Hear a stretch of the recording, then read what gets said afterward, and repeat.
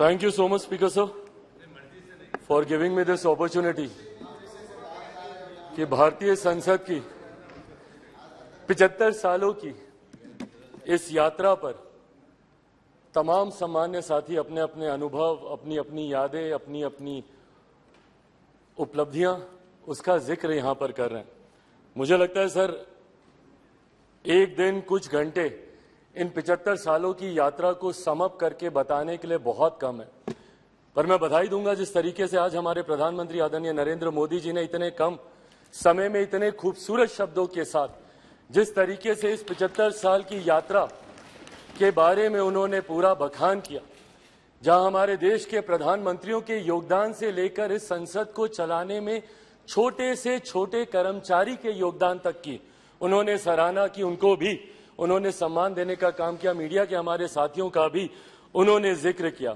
यकीनन कई ऐसी यादें सर इन 75 सालों में रही हैं। सेकेंड टाइमर मेंबर पार्लियामेंट हूं, युवा सांसद हूं, कंपैरेटिवली संभवतः मेरा अनुभव बाकियों से कुछ कम होगा, पर 9 साल का मेरा भी अपना अनुभव है। पर इन 9 सालों से ज्यादा सर मेरा अनुभव मेरे नेता, मेरे पिता आदरणीय रामविलास पासवान जी की वजह से रहा। बचपन से जब से होश संभाला, उनके माध्यम से इस संसद की कार्य प्रणाली को समझा, इस संसद की कार्य शैली को समझा, और जब पहली बार इस लोकसभा में आया तो उन्हीं का ही हाथ पकड़कर आया।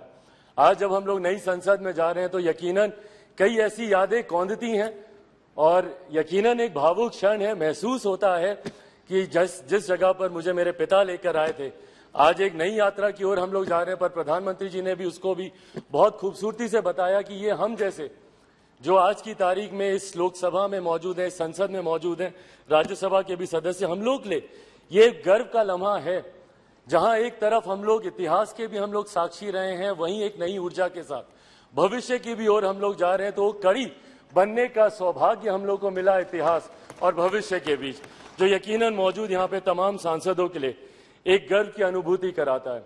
सर, आज जब हम लोग यहाँ पर मौजूद हैं, यकीनन हर राजनीतिक दल के पास अपने अपने एजेंडे हैं, और एजेंडे हैं इसीलिए वो राजनीतिक दल है।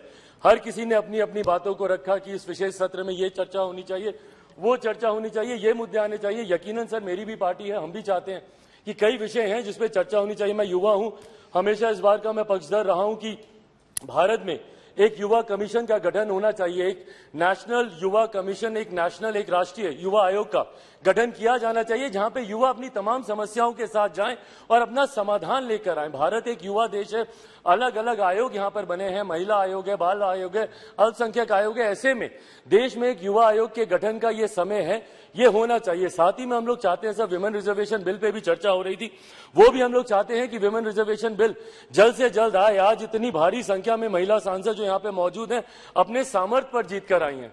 ऐसे में इनको किसी के सहारे की जरूरत नहीं है, बट विमेन रिजर्वेशन बिल आने से जरूर और बल मिलेगा और ताकत मिलेगी, उसका भी हम लोग समर्थन करते हैं। और साथ ही में लंबे समय से हम लोग की मांग रही है एक इंडियन जुडिशियल सर्विसेज को लेकर। हम लोग चाहते हैं कि एक जुडिशियल सर्विसेज का गठन हो, ताकि समाज के वंचित वर्ग से आने वाले लोग उस स्थान पर पहुंचे जहां से वो न्याय दिलाने की प्रक्रिया का वो हिस्सा बन सके, ताकि उनके साथ जो अभी तक भी रह रहकर भेदभाव या अन्याय होता है उसको दूर किया जा सके। पर इन तमाम विषयों को अलग अलग मंचों पे हम लोगों ने रखा है सर, ऑल पार्टी मीटिंग होती है वहां पर भी, पर हम लोग सिर्फ इन एंटीसिपेशन की क्या होगा, कहीं ना कहीं इस लम्हे की खूबसूरती को हम लोग खो रहे हैं। आज मैं बस यही आग्रह करूंगा कि कौन सा बिल आ रहा है, नहीं आ रहा है, पर ये जो विशेष सत्र बुलाया गया है, ये इतिहास और भविष्य को जोड़ने वाली कड़ी को लेकर बुलाया गया है। हम लोग का ध्यान यकीनन केंद्रित उस तरफ भी होना चाहिए, ताकि इस लम्हे की खूबसूरती को हम ना भूल जाए। पूरा देश नजर लगाए इस पर, देख रहा है कि कैसे हम लोग यहां से दूसरी नई संसद में हम लोग जा रहे हैं। देश ही नहीं, पूरी दुनिया देख रही है।